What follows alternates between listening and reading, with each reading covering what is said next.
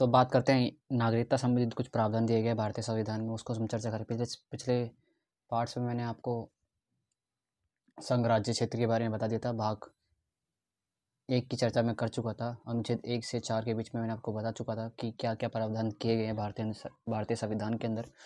तो अब बात करने वाले हैं हम नागरिकता संबंधित कुछ प्रावधान किए गए भारतीय संविधान में, उसको हम चर्चा करने वाले हैं। सिटीजनशिप, कुछ कंसेप्ट्स होते हैं जैसे कि आपका नागरिक हो गया और निवासी में क्या फ़र्क होता है, उसकी हम चर्चा करेंगे। भारत की जो नागरिकता है वो किस आधार पर है, एकहरी है या फिर दोहरी नागरिकता है या नहीं है, इस पर हम चर्चा करने वाले हैं। ठीक है, कौन से अनुच्छेद में इसके बारे में दे रखा है। आजकल आपका बहुत बड़ा एक कंसेप्ट चल रहा है, क्या नाम है उसका, सीएए, सिटीजनशिप अमेंडमेंट एक्ट। इससे पहले भी बहुत सारे अमेंडमेंट हो चुके हैं भारतीय संविधान के अंदर नागरिकता संबंध में।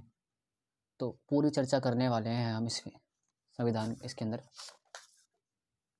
देखो, जब भारत हम जब भारत जब हम क्या कहते हैं, जब भारत आज़ाद हुआ, जब संविधान का निर्माण हुआ ना, प्रारंभ में भारतीय संविधान के अंदर नागरिकता को इतना कठोर भी नहीं बनाया गया था और ना ही इतना वो। क्यों? देखो, उस समय पे भारतीय संविधान के अंदर आपको क्या चीज़ चल रही थी, एक चीज़ चल रही थी वहाँ पे, क्या कि लोगों का आगमन चल रहा था। कभी कोई लोग कोई पूर्वी पाकिस्तान की तरफ, पश्चिमी पाकिस्तान की तरफ कोई जा रहा था, कोई पूर्वी पाकिस्तान की तरफ जा रहा था। मतलब जो चलता रहा, मतलब कि आगमन चलता रहा, है ना। आज़ादी के बाद भी और स्वतंत्र बंटवारे के बाद भी लोगों का जो आगमन था वो आता रहा।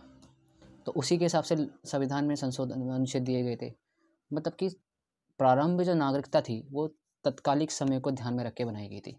ठीक है, उसी की हम चर्चा करने वाले हैं। ठीक है, तो प्रारंभ में जो हमारी नागरिकता थी, इसका एक नागरिकता है क्या। देखो, मैंने आपको बोला कि मान के चलिए एक व्यक्ति, उसका नाम क्या है, रामू। रामू गुजरात का निवासी है। अगर हम भारत के संदर्भ में बात करते हैं तो जो रामू है वो क्या है, गुजरात का निवासी है। गुजरात का नक्शा हो गया, यहाँ पे रहता है, मान के चलिए गुजरात का निवासी है। अब यहाँ पे एक चीज़ आती है कि निवासी में और नागरिक में फ़र्क होता है। हम उसको गुजरात का नागरिक नहीं बोलेंगे, हम उसको बोलेंगे गुजरात का वो क्या है, निवासी और भारत का नागरिक है। समझ पा रहे हो। तो निवासी कोई भी हो सकता है, ऐसी बात नहीं है कि सिर्फ वो भारतीय हो, नागरिक हो। नागरिक भी निवासी हो सकता है, लेकिन ज़रूरी नहीं कि निवासी हो जो वो नागरिक हो। ठीक है, सभी नागरिक, ऐसी बात तो है नहीं नागरिक भारत के अंदर निवासी रहते हैं, ऐसे नहीं। नागरिक, कुछ नागरिक होते हैं वो बाहर भी रहते हैं, कुछ समय के लिए काम करने के लिए बाहर जाते हैं, उनको भी हम नागरिक बोलते हैं। ठीक है, ये हो गया हमारा गुजरात। ठीक है, मान के चलिए लियोनेल मेसी भारत में आया, भारत की फुटबॉल टीम का हिस्सा बना और रिटायरमेंट ले चुका, भारत की फुटबॉल टीम का हेड कोच बन गया, यहाँ पे सिखा रहा है। ठीक है, जमशेदपुर एफसी की तरफ से खेल रहा है, मान के चलिए। ठीक है ना, जमशेदपुर एफसी की तरफ से खेल रहा है। तो मुझे एक चीज़ बताइए आप, तो भारत का वो नागरिक कहलाएगा, निवासी कहलाएगा?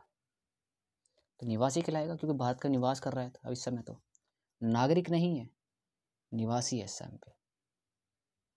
ठीक है, 5 साल हो गए। फिर नागरिक बनने के लिए उसको कुछ प्रोसीजर फॉलो करना पड़ेगा, कुछ नियम कानून है उसको फॉलो करना पड़ेगा। उसके पश्चात भारत चाहे तो उसको नागरिक बना सकती है, भारतीय सरकार उसको नागरिक बना सकती है, भारत के नागरिक का दर्जा दे सकती है। ठीक है, तो आपको पता होना चाहिए प्रारंभ में नागरिकता को ज़्यादा प्रबल नहीं बनाया गया, उससे संबंधित कुछ ज़्यादा अनुच्छेद थे नहीं। 5 से 11 के अनुच्छेद 5 से 11 के बीच में इसके बारे में दिया गया है। ठीक है, बहुत सारे भाषा के आधार पर आयोग का गठन का विरोध भी देखा, ऐसे जैसे कि एस के धर आयोग हो गया, इसका भी गठन किया गया था। जेवीपी समिति होगी, इसका भी गठन किया गया था 1948 में, कि नागरिकता संबंधित आयोग थे, कि नागरिकता को इन्होंने अपने आयोग बनाए थे। देखो, आयोग का मतलब होता है कि एक ऐसी समिति जिसमें क्या होता है, वो इनसे संबंधित कुछ प्रावधान लेके आते हैं और उन प्रावधानों को उन्होंने संविधान के अंदर दर्जा दिया। आगे जाके ये प्रावधान आगे जाके भारतीय संविधान के अनुच्छेद का हिस्सा बने। देखिए, कुछ इसमें 2 आयोग बहुत इंपॉर्टेंट, पहला आपका था एस के धर आयोग और जेवी समिति।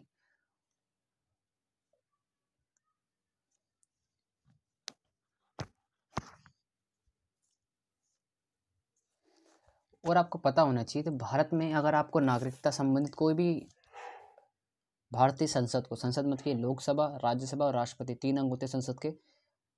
अगर आपको भारतीय अनुच्छेद जो नागरिकता संबंधित जो अनुच्छेद है उसमें आपको परिवर्तन करना है तो वो किसका अधिकार है? वो संसद को अधिकार है। संसद इससे संबंधित संविधान संशोधन कर सकता है। ठीक है, आगे चलते हैं। अब बात करते हैं भाग 5। भाग 5 क्या कहता है? भाग 5 कहता है कि जन्म भारत में, देखो भाग 5 क्या कहता है? जन्म भारत में।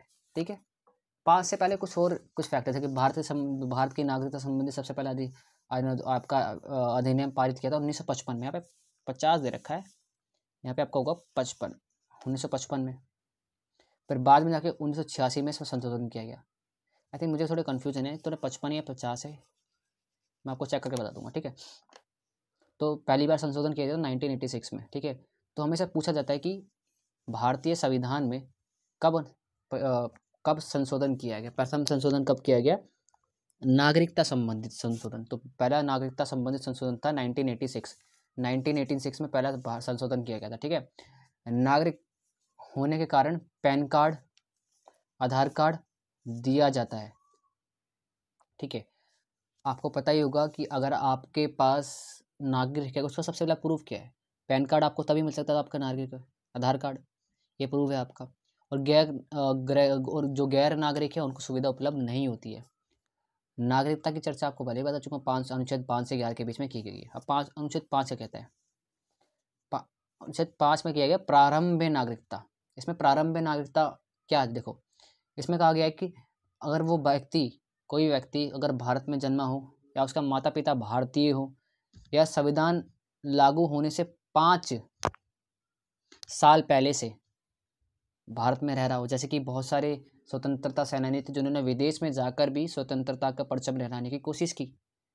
ठीक है, बहुत सारे, जैसे कि आपके गदर पार्टी के संस्थापक थे, उन्होंने मैडम बिकाजी कामा हो की बात करूँ तो उन्होंने बहुत सारे काम किए थे भारतीय संविधान में। भारत विदेश की धरती पर है, जर्मनी जाकर सम्मेलन में उन्होंने झंडा फहराया था।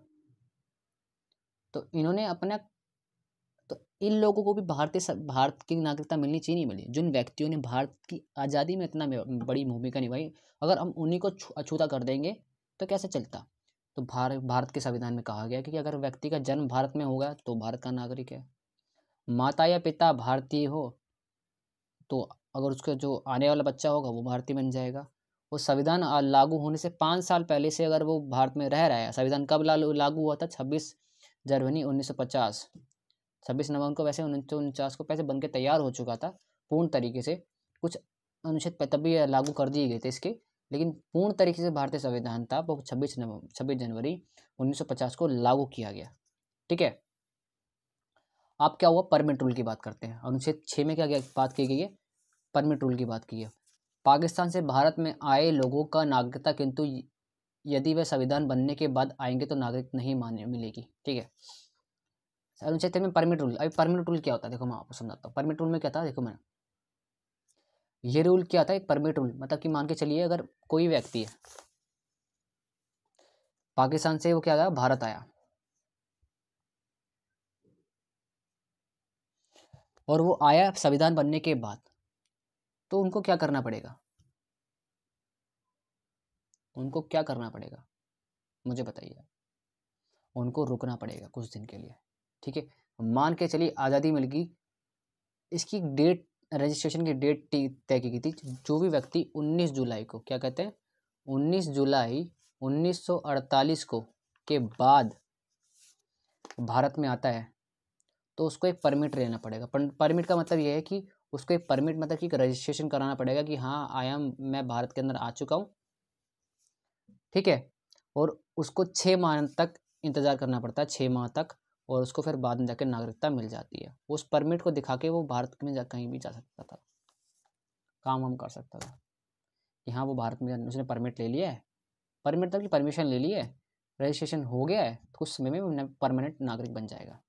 ठीक है, उसके लिए आपको उसको 6 महीने तक इंतजार करना पड़ेगा, जो व्यक्ति 19 जुलाई 1948 के बाद भारत में आए पाकिस्तान से। अच्छा, पाकिस्तान इतना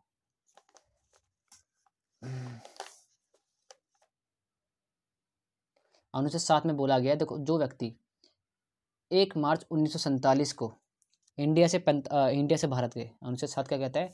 जो व्यक्ति 1 मार्च 1947 को भारत से पाकिस्तान, ये भारत है, यहाँ से पाकिस्तान में गए, फिर उन्हें पता चला कि वहाँ पे तो बड़ा कत्लेआम हो रहा है, यहाँ की स्थिति तो कुछ है ही नहीं, पाकिस्तान में कुछ है ही नहीं, भारत में थे तब तो बहुत आराम से जी रहे थे, तो तब बाद में लौटते हैं, चलो भारत लौट जाते हैं। तो संविधान में कहा गया है कि जो व्यक्ति 1 मार्च, क्या कहते हैं अनुच्छेद 7 में, 1 मार्च 1947 के बाद भारत से बाहर गया और फिर वापस करके लौटा, तो उसको नागरिकता मिल जाएगी। अब किस आधार पर मिलेगी? उसको भी रजिस्ट्रेशन कराना पड़ेगा, परमिट लेना पड़ेगा। ठीक है, आगे बढ़ते हैं। अनुच्छेद 8 में कहा गया है, अनुच्छेद 8 में क्या गया है कि मान के चलिए आप विदेश गए घूमने के लिए, नौकरी करने के लिए, या फिर घूमने के लिए चले गए, तो आपकी नागरिकता नहीं छीनी जाएगी। मान के चलिए मैं हूँ NRI, नॉन रजिस्टर्ड इंडियन, या फिर नॉट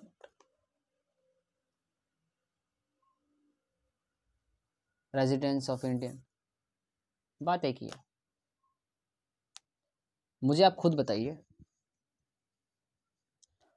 मुझे खुद बताइए कि मैं अगर मान के चलिए आशीष भंडारी, मान के चलिए मैं डॉक्टर बनने की कोशिश कर रहा हूँ, डॉक्टर बनने के लिए मैं यूक्रेन गया, अभी यूक्रेन में बहुत चल रहा है, आपको पता ही होगा, वहाँ पे बहुत सारी प्रैक्टिस करने के लिए अच्छी संस्थानें खुली हुई है डॉक्टर की। I went Ukraine to practicing myself. तो मैंने वहाँ पे क्या देखा? वट आई सी देयर, मैंने वहाँ पे क्या देखा? वहाँ पे मैंने देखा कि आई थिंक मुझे वहाँ पे कुछ दिन रुकना चाहिए और अपनी पढ़ाई को जारी रखना चाहिए। क्या भारत सरकार मेरी नागरिकता खत्म कर देगी? नहीं। इस कंडीशन में आप अगर भारत से व्यवहार करने गए हो, काम करने गए हो, या फिर घूमने गए हो, नौकरी के सिलसिले में गए हो, तो आपकी नागरिकता खत्म नहीं करते, लेकिन आपको एक टैग मिल जाता है, उसको बोलते हैं NRI। ठीक है। अनुच्छेद 10 में क्या किया गया है? नागरिकता का बना रहना। अनुच्छेद 10 क्या कहता है? अनुच्छेद 9 क्या कहता है? अनुच्छेद 9 कहता है आपका, विदेश में नागरिकता ले ले तो भारत की नागरिकता खत्म। मान के चलिए, जैसे कि आपने एक एग्जांपल देखा होगा कि साइना मिर्जा को जानते हो? साइना मिर्जा किसकी बीवी है? पाकिस्तान मूल की शोएब मलिक की पत्नी है।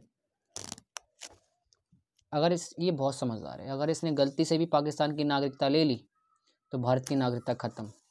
भारत की तरफ से खेलती हैं, ओलंपिक्स में जाती हैं, वो सब खत्म हो जाएगा। एक छोटी सी गलती, बहुत समझदार है, मतलब कि दो जगह मलाई मार रही हैं, भारत में भी पाकिस्तान में पति है तो उस हिसाब से चल रहा है इनका, और भारत में स्वयं के माता पिता से मेरी नागरिकता थी तो वो चल रही है। तो अगर ऐसा कोई व्यक्ति जो विदेशी नागरिकता ग्रहण कर लेता है तो उसकी स्वयं नागरिकता खत्म तो हो जाती है। ठीक है, अनुच्छेद 10 के आगे बढ़ते हैं। भारतीयों की नागरिकता बनी रहेगी तब तक जब तक वह कोई विरोधी कार्य न कर दे, मतलब कि देश विरोधी कार्य न कर दे। जैसे मान के चलिए कोई ऐसा व्यक्ति है जिसने क्या करा, बम फोड़ दिया, भारतीय राष्ट्रपति को पेल दिया, प्रधानमंत्री को पेल दिया, तो मुझे खुद बताइए ना, ऐसे इंसान को नागरिकता देना सही है? क्या वो समाज के लिए खतरा नहीं है? जी हाँ। तो ऐसे किए गए देश विरोधी कार्यों के लिए, मान के चलिए किसी ने क्या करा, भारत की आंतरिक जानकारी विदेशी राज्यों से, विदेशी क्षेत्रों से, चाइना से शेयर कर दी। आज विदेशी डिफेंस की बहुत सारी डील्स, वो डील्स के बारे में चाइना को बता दी है, जो नहीं बताना चाहिए था। तो क्या होगा? उसको नागरिकता मिलनी चाहिए? देखा जाता है, अगर आप नैतिक स्तर पर देखा जाए तो नहीं मिलनी चाहिए, क्योंकि जो व्यक्ति देश से गद्दारी कर सकता है वो देश का नागरिक कहलाने का हकदार ही नहीं है। कैसे उस व्यक्ति को हम नागरिक बोल सकते हैं? नहीं बोल सकते। अब बात कर सकते हैं अनुच्छेद 11 क्या कहता है। अनुच्छेद 11 कहता है कि नागरिकता संबंधित कानून बनाने का जो अधिकार है वो किसके पास है? वो किसके पास है? गृह मंत्रालय के पास है। किसके पास है? गृह मंत्रालय के पास है। आपको पता है गृह मंत्री कौन है हमारे? श्री अमित शाह जी, अमित शाह। ठीक है, अब बात करते हैं नागरिकता प्राप्त करने की कुछ विधियाँ थी। उससे पहले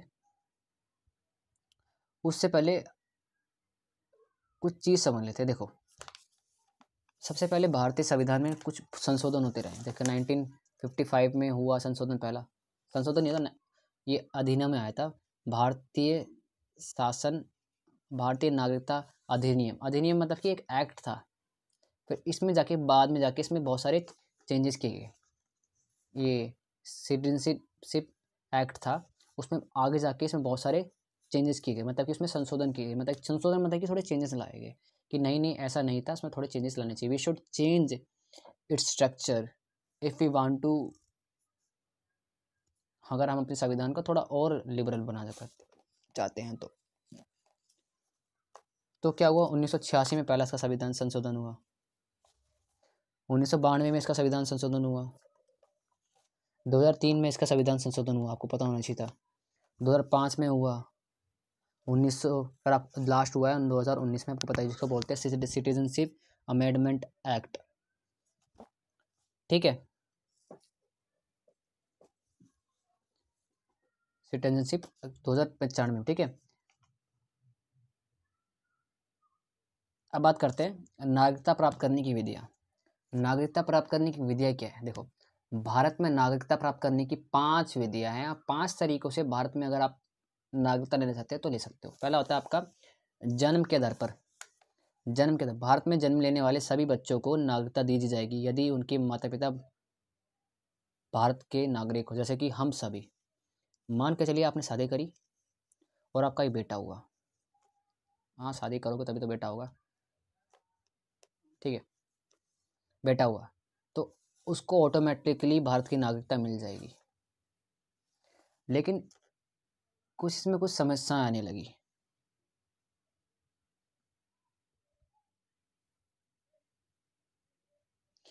कि आज़ादी के बाद बहुत से पाकिस्तानी लोग, बहुत से विदेशी लोग क्या करते थे, भारत में आते थे, शादी करते थे, बच्चे करते थे और पैदा करते थे, या उनकी माताएं आती थी तो होता था। देखो, इंसान तो रहेगा ही। लेकिन इसमें विवाद ये बढ़ा कि कोई आतंकवादी अगर आ जाए तो क्या होगा? क्या उसको नागरिकता मिलनी चाहिए फिर उसके बेटे को? अगर उसका बेटा जन्म लेता है उसको, तो बताइए मुझे, ऐसा तो बहुत बड़ा विवाद बढ़ जाता। तो इसमें संशोधन किया गया, इसकी कमी थी। 1986 में पहला संविधान संशोधन किया। इसमें बोला गया अगर माता या पिता में से कोई ना कोई अगर भारतीय है तो उसको नागरिकता मिल जाएगी। उसको नागरिकता मिल जाएगी अगर वो भारत में जन्मा है तो। ठीक है, अगर विदेशी है तो। ठीक है, आगे बढ़ते हैं। वंश के आधार पर नागरिकता, और दूसरा आता है आपका वंश के आधार पर नागरिकता। मतलब कि आप कह सकते हो कि पहले इसमें था कि अगर आपके पिता भारतीय हैं तो आपको ऑटोमेटिकली नागरिकता मिल जाए। ऐसे ही मान के चलिए आपके पिताजी गए अमेरिका काम करने के लिए और आपका पैदा हो गया, तो आपको भारत की नागरिकता मिलेगी नहीं मिलेगी? मिलेगी, क्योंकि आपके पिताजी अभी भी नागरिक हैं, उन्होंने नागरिकता से त्याग नहीं दिया है, तो आपको भी नागरिकता मिलेगी। फिर लेकिन इसमें कमी आ गई, इसमें भी कमी आई। फिर बाद में जाके 1992 में इसमें एक चीज़ करिए कि पिता ही क्यों, माता क्यों नहीं? भाई माता भी तो जाती हैं। तो माता या पिता में से कोई भी व्यक्ति अगर भारत का नागरिक है और उस आपका जन्म होता है बाहर विदेश से, तो आप भारत के नागरिक होंगे, वंश के आधार पर आपको नागरिकता मिल जाएगी। ठीक है, ठीक है। तीसरा आता है अर्जित भूमि। बात के चलिए किसी भी अगर आपने किसी भी क्षेत्र को भारत के अंदर मिलाया, तो क्या होगा? तो उन जो क्षेत्र भारत में मिलेगा तो क्या होता है, वो उसके सारे के सारे नागरिक क्या होता है, भारतीय ऑटोमेटिकली बन जाते हैं। कि 16 मई 1975 में सिक्किम को मिलाया गया, विलय किया गया भारत के अंदर, तो ऑटोमेटिकली जो सिक्किम था भारत का अंग बन गया। इसके सारे निवासियों को भारत की नागरिकता मिल गई। ठीक है,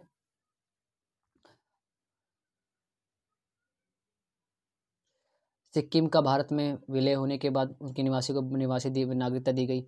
अब बांग्लादेश के एक 24 परगना नाम के एक जिला है, उसको बाद पहले मिलाया दिया था भारत के अंदर, फिर उसको भी उनके लोगों को भी भारत की नागरिकता मिल गई। ठीक है, चौथा आधार आता है पंजीकरण। पंजीकरण मतलब ये रजिस्ट्रेशन। रजिस्ट्रेशन मान के चलिए, जैसे अदनान सानी का नाम सुना है, बहुत बड़ा गीतकार है, संगीत है, म्यूजिशियन है, और गीत भी लिखता है, खुद कंपोज भी करता है ना। वो पाकिस्तानी है, उसको पाकिस्तान भारत की नागरिकता चाहिए थी। तो भारतीय संविधान में लिखा हो गया है, कोई ऐसा व्यक्ति कलहा,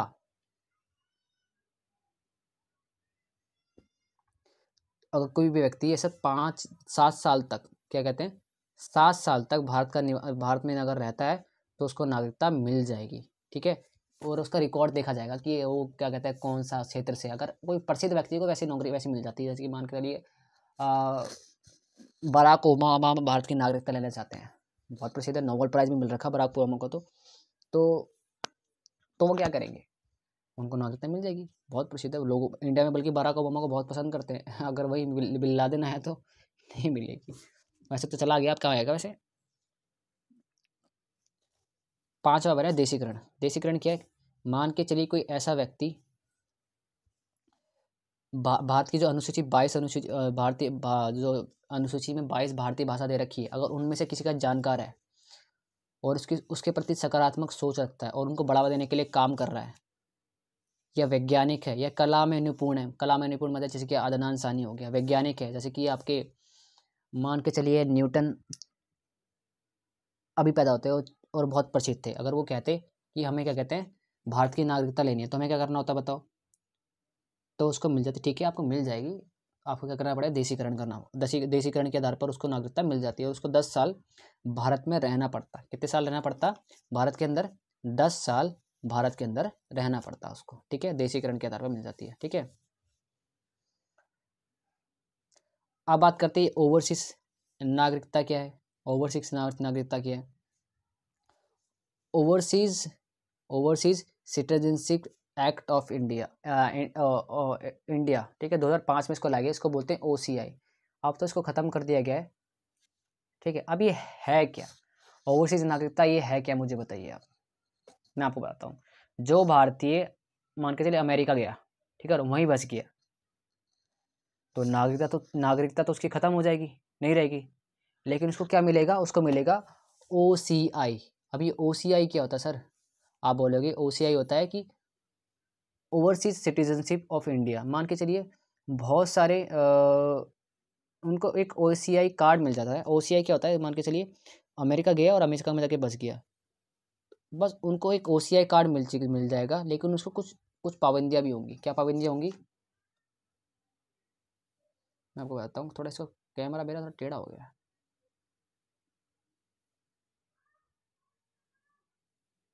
हाँ, तो क्या उनको मिलेगी, ओवरसीज़ के तहत उनको मिलेगी कि वो पहली बात तो वोट नहीं डाल सकते, चुनाव में नहीं खड़ा सकते हैं, ठीक है।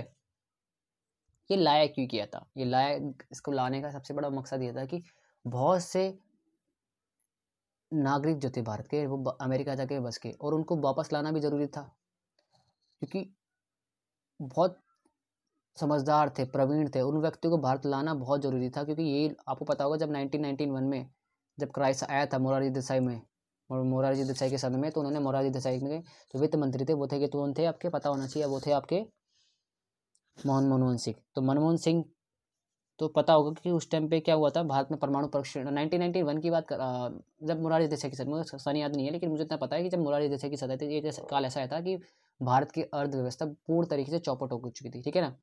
और भारत का जो विदेशी भंडार था, मतलब कि विदेशी व्यापार, जो विदेशी फॉरेन एक्सचेंज था, बहुत कम बचा था, मतलब कि 1-2 दिन 15 दिन का ही बचा था। तो उस टाइम में जो भारत के बाहर रह रहे नागरिक थे, वो जो भारत में पैसा भेजते थे ना, उससे भारत की अर्थव्यवस्था चली थी। ये कितने इंपॉर्टेंट है आज आप समझ सकते हो। लगभग 55 लाख लोग भारत के भाग लेते हैं, और ये 55 लाख लोग भारत के फॉरेन एक्सचेंज में बहुत बड़ी भूमिका निभाते हैं, भारत में पैसा भेजते हैं, कमाएंगे बाहर लेकिन भेजेंगे यहाँ पे। देखा होगा कभी आपने, कभी यूपी बिहार की बेल्ट जो यूपी बिहार हरियाणा, इन सब की जो बेल्ट है, ये लोग क्या करते हैं, दुबई में जाके बच जाते हैं, वहीं जाके काम करते हैं, वहाँ से पैसा भेजते हैं यहाँ पे, ठीक है, आपको समझ में आ गया होगा, ठीक है। तो उनको वापसी के लिए ये OCI दिया गया। OCI मतलब कि ओवरसीज सिटीजनशिप ऑफ इंडिया, ठीक है। तो इसमें क्या था, इन लोगों को नागरिकता ही मिल, एक तरीके से नागरिकता ही बोल, लेकिन उनको वोट देने का अधिकार नहीं था, और चुनाव में खड़े होने का अधिकार नहीं था, ठीक है। OCI ने आपने समझ लिया। वीज़ा क्या होता है, देखो वीज़ा क्या होता है एक तरीके से, वीज़ा क्या होता है, ये होता है आपकी अनुमति। किसी भी दूसरे देश में अगर आप जाते हैं तो आपको अनुमति लेनी चाहिए कि हम आ जाएं, तो हमें वीज़ा की आवश्यकता होती है, ठीक है। इस अनुमति को ही वीज़ा कहते हैं, ठीक है। बिना वीज़ा किसी दूसरे देश में आप नहीं जा सकते हैं, ठीक है। अब बात करते हैं पासपोर्ट। पासपोर्ट क्या होता है, पासपोर्ट क्या है, अपने देश के नागरिक को छोड़कर दूसरे देश के में अपने देश को छोड़कर दूसरे देश में जाने के लिए खुद अपने देश की अनुमति लेनी पड़ती है। हाँ देखो पासपोर्ट क्या होता है, देखो मान के चलिए आप किसी देश में गए, अगर आपका वीज़ा खो गया तो कोई दिक्कत नहीं, वीज़ा दोबारा हो जाता है। लेकिन एक बार आपका पासपोर्ट खो गया ना गलती से, समझ लें मुश्किल ही वापस आओगे। पासपोर्ट एक तरीके से आपकी विदेश में आपकी एक आइडेंटिटी होती है, you are the residence of something's country और समबडी एल्सिस कंट्रीज, यार किसी भारत के निवासी है, ठीक है ना। एक तरह से आपकी आईडी होती है कि, और ये आईडी कौन देता है, खुद उस देश का, उस वो खुद ही अपना ही देश के सरकार देती है अपने उसके नागरिकों की, हाँ आप इस देश के नागरिक हो और आप वहाँ पे जा सकते हो, ठीक है। वीज़ा तो हो गया कि जिस देश में जा रहे हो उसकी नागरिक उसकी अनुमति मिलनी चाहिए। और जो पासपोर्ट जो होता है, जो देश जहाँ से आप जा रहे हो वो खुद वो देश बोले कि हाँ आप जा सकते हो इस देश के अंदर, तो ये एक तरीके से आपका आइडेंटिटी कार्ड भी होता है, ठीक है। आगे बढ़ते हैं। भाग 3 को पढ़ने से पहले कुछ थोड़ी सी चीज़ें हमें रह गई हैं, उसको हम समझते हैं क्या है। अब बात करते हैं कि आपकी नागरिकता को कैसे हम, नागरिकता कैसे ख़त्म की जा सकती है। पहला आपका आता है आपका त्याग, मतलब कि आप खुद त्याग देना चाहते हैं। मान के चलिए कि आप अमेरिका में जाके बस गए, तो अमेरिका में जाके बस तो गए कोई दिक्कत नहीं है, लेकिन भारत वहाँ की नागरिकता ले लिया आपने गलती से, तो आपकी नागरिकता ऑलरेडी खत्म हो जाएगी, ठीक है। तो अगर आप अमेरिका में जाके बस गए और वहाँ की नागरिकता ले ली तो आपकी नागरिकता ऑटोमेटिकली ख़त्म हो जाएगी। बर्खास्त कर दीजिए, मान के चलिए बर्खास्त करने का मतलब ये है कि अगर आप पागल हैं, दिवालिया हैं, पागल हो गए हैं, ठीक है, राष्ट्रपति जी आपको पेल दिया, तो तब जाके आपको कोई देश विरोधी काम कर दिया तो आपकी नागरिकता को बर्खास्त कर दिया जाता है, ठीक है। तीसरा आता है आपका वंचित कर दिया जाए। वंचित मतलब कि मान के चलिए कि आपने क्या किया, नागरिकता के लिए अप्लाई किया और आप नागरिकता बन गए, फिर बाद में जाके पता चला कि हाँ यार उसने जो डॉक्यूमेंट सबमिट करे ना सारे के सारे, वो सारे के सारे फर्जी थे। All documents were submitted by you were illegal, fake. तो क्या करेगी भारतीय संविधान, भारतीय सरकार क्या करेगी, भारतीय संविधान क्या कहेगी, अच्छा हमसे खेल खेलता है, हमसे खेला खेलता है, अल्लाह खेला खेला, नागरिकता खत्म। तो अब तो सब ऑनलाइन है, सब कुछ पता कर लेते हैं, एक आधार से आपकी पूरी जमकुंडी निकल जाती है। तो ये 3 तरीके हैं, त्याग, बर्खास्त, वंचित। और नागरिकता पाने के कितने तरीके हैं, 5 तरीके। पहला आता है आपका जन्म के आधार पर देशीकरण, ठीक है, वंश के आधार पर, पंजीकरण के आधार पर और अर्जित भूमि, ये 5 तरीके हैं। इस आधार पर आप भारत के नागरिकता प्राप्त कर सकते हैं, ठीक है। अब बात करते हैं भारत ने नागरिकता का जो से संबंधित जितनी प्रावधान है वो कहाँ से लिए हैं, वो लिए हैं आपने भारत ने ब्रिटेन से लिए हैं, ठीक है। और भारत में किस बार जो नागरिकता है वो उसका प्रकार क्या है, भारत में जो नागरिकता का प्रकार है वो है उसकी एक ही नागरिकता, जैसे आपको मैं पहले बता दूँ, अगर आप गुजरात में रहते हो तो आप गुजरात के नागरिक होगे ना, और निवासी होगे, ना कि नागरिक। निवासी और नागरिक में फ़र्क आपको मैं समझा चुका हूँ ऑलरेडी, ठीक है। सबसे पहला इसका अधिनियम आया था, नागरिकता संबंधी अधिनियम आया था 1955 में, सबसे पहला अधिनियम आया था, ठीक है।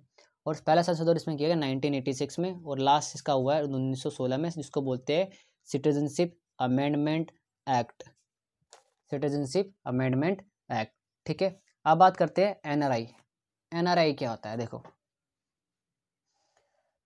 एनआरआई ऐसा व्यक्ति होता है जो नॉन रेजिडेंट ऑफ इंडिया, जो भारत से बाहर रह रहा है किसी भी काम से, मान के चाहे नौकरी हो सकता है, बिजनेस हो सकता है, या पढ़ाई हो सकता है, और बाहर रह रहा है और 6 महीने से ज़्यादा उसको हो चुके हैं, तो उसको क्या, वो क्या बन जाएगा, NRI, non resident of India, ठीक है। आपको पता होगा भारत के बाहर लगभग 50-55 लाख जो लोग हैं वो भारत के बाहर रह रहे हैं, आज भारत के बाहर रह रहे हैं।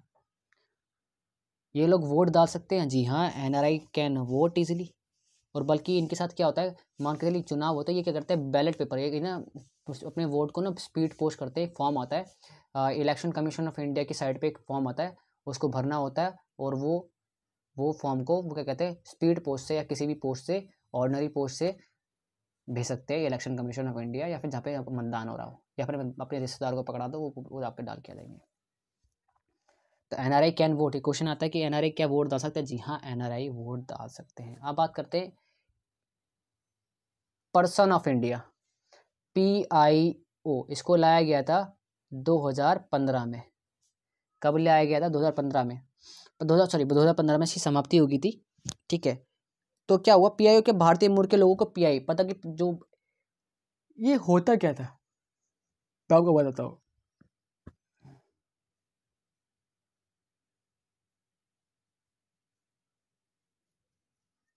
इसमें होता क्या था, देखो मान के चलिए आप NRI है, OCI आपने ले रखा है, मान के चलिए ओवरसीज से ले रखी है, तो आपको करना क्या होता था?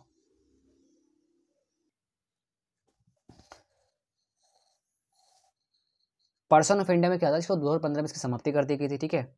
मान के इसमें क्या करता था, एक रजिस्ट्रेशन उनको कराना पड़ता है, उसको बोलते हैं FRRO, foreign regional register office, जो आपके ज़िले में हो रहा होता ही है। उसमें जाके हर 6 महीने पे इनको क्या करना पड़ता था, एक रजिस्ट्रेशन करना पड़ता था और अपनी स्थिति को बताना पड़ता था, मैं इस जगह रह रहा हूँ, इस जगह रह रहा हूँ। उसको 2015 में ये ख़त्म कर दिया गया है, ठीक है। FRRO मतलब कि फॉरेन रीजनल रजिस्ट्रार ऑफिसर, ठीक है, ऑफिस। यहाँ जाके इनको जानकारी देनी पड़ती थी जिस व्यक्ति के पास पर्सन ऑफ इंडिया थी, person of India, person of PIO थी, PIO जिसके पास थी, ठीक है। उनको जाके FRRO में जाके रजिस्ट्रेशन कराना पड़ता था हर 6 महीने में, ठीक है।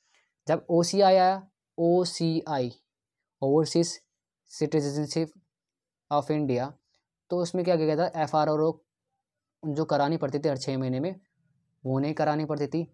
वीज़ा नहीं लेना पड़ता आपको इसके अंदर, OCI के अंदर, ठीक है। इतना ही आपको याद करना है, ठीक है। मान के चलिए आप भारत के अंदर रह रहे हैं, रह रहे हैं भारत के अंदर रह रहे हैं और आपको ज़रूरत है किस चीज़ की, पैसा भेजना है। तो ऐसा तो है नहीं आप पैसे भेज दोगे, चलो ठीक है पैसे भेजें, अगर आप रूबल में भेज सकते हो। मान के चलिए अगर आपको भेजना हो क्या कहते हैं रुपए में, तो कैसे करोगे?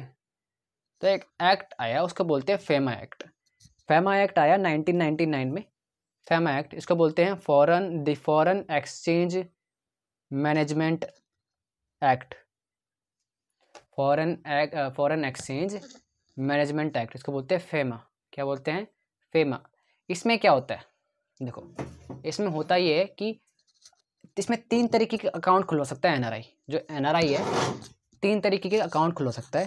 एक एनआरआई 3 तरीके के अकाउंट वो खुलवा सकता है। अब वो 3 तरीके के अकाउंट वो है क्या, 2 मिनट सेकंड रुकिए एक बार,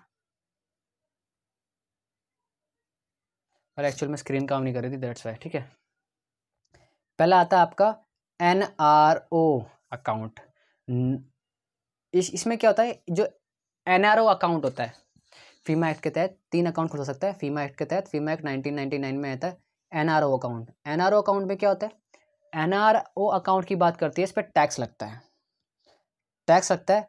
अगर आप चाहते हो कि इंडिया में, मान के चलिए आपकी कोई ज़मीन है वो इंडिया में भी है, आप इंडिया से भी पैसे अर्न कर रहे हो और क्या कहते हैं इंडिया से भी बात कर रहे हो और फॉरेन से भी कर रहे हो, तो ऐसा एक्सचेंज कहाँ पे, कौन से अकाउंट में करोगे? तो आप करते हैं NRO अकाउंट में, NRO अकाउंट में, ठीक है। 2 मिनट रुकिए, मेरी ये काम नहीं कर रही है। और जो फीमा एक्ट के तहत जो पहला अकाउंट था NRO, उसके अंदर आप क्या कर सकते थे, NRO अकाउंट के तहत, ठीक है, इस पर टैक्स लगता था, टैक्स बहुत तगड़ा लगता था इस पर। और आपको अगर मान को कन्वर्ट करके भेजना, मान के आपने डॉलर है और आपको इंडियन रुपीज़ में भेजना, तो आप सीधा दूसरे अकाउंट में भेज सकते थे रुपीज़ के अंदर, डॉलर को आप किस में भेज सकते थे, रुपीज़ के अंदर। दूसरा आता है आपका NRE account, non resident external account. अब ये क्या होता है, इसी ओनली विदेशियों, अगर आपको विदेश में पैसा भेजना है, मान के चलिए भारत में नहीं, अगर आपको विदेश में पैसा भेजना है, भारत में नहीं विदेश में पैसा भेजना है, तो आप क्या करोगे, तो आप एनआरओ अकाउंट खुलवाओगे। एनआरओ अकाउंट में क्या होगा, उसके तहत आप कन्वर्ट की सुविधा आपको मिलती है और इस पर भी टैक्स आपका लगता है। ठीक है। तीसरा आपका आता है FCNR। अब FCNR क्या होता है, foreign currency non residence account. Foreign currency non residence account. अब ये क्या होता है, ये इसमें क्या होता है, अगर आपको एक्सटर्नल व्यापार करना है, एक्सटर्नल मतलब कि मान के चलिए आपको अपना पैसा भेजना है बाहर से बाहर। मान के चलिए आप बहुत बड़े व्यापारी हैं और आपके पास पैसा आया और आपने क्या कहते हैं विदेशी व्यापार किया। मान के चलिए आपने एक पोर्टल खोला, जैसे यूट्यूब है, यूट्यूबिंग करता है, ये किसके थ्रू करता होगा, फेमा अकाउंट के तहत, किसके तहत, FCNR अकाउंट के तहत। ठीक है। मतलब कि बाहर से बाहर करना है तो आपको क्या करना पड़ेगा। और इसमें क्या होता है, इसमें क्या होता है, कन्वर्ट नहीं होता है। अगर मान के डॉलर है तो डॉलर में ही जाएगा, डॉलर है तो डॉलर में ही जाएगा। आगे चलते, नागरिकता संबंधित और भी देखेगा। मैंने आपको बता दिया नागरिकता जितनी भी थे आप तो लगभग पढ़ा ही चुका हूँ। ठीक है। तो नागरिकता में आपको सिर्फ इतना ही पढ़ना था और कुछ नहीं था। ठीक है। आपको मैंने OCI पढ़ा दिया, आपको मैंने अकाउंट्स के बारे में बता दिया है, फेमा एक्ट बता दिया, 99 बता दिया। ठीक है। PIO बता दिया मैंने इसके बारे में। ठीक है। किस तरीके से किस तरीके हैं, 5 तरीके मैंने आपको बताए कि किस तरीके से आप नागरिकता ले सकते हैं। और 3 तरीके भी बताए जिस तरीके से आपकी नागरिकता छीन सकती है, त्याग, बर्खास्त और वंचित कर दिया जाए आपको। ठीक है। 5 तरीके थे इसमें, आपका जन्म के आधार पर, देशीकरण हो गया, वंश के आधार पर, पंजीकरण के आधार पर हो गया आपका, और अर्जित भूमि। ठीक है। 5 से 11 के बीच में कहा गया है। ठीक है ना। पहला संशोधन इसमें किया गया था 1955, पहला 1986 में पहला एक्ट इसमें लाया गया था 1955 में। और पहला सबसे जो लेटेस्ट इसके अंदर संविधान संशोधन किया गया वो किया गया 2019 के अंदर। ठीक है। तो इतना ही आपको पढ़ना था नागरिकता संबंधित। आई होप नागरिकता संबंधित जितने भी प्रावधान थे वो आपको समझने आ गए होंगे। ठीक है। मिलते हैं हम अपने नेक्स्ट वीडियो के अंदर। जय हिंद।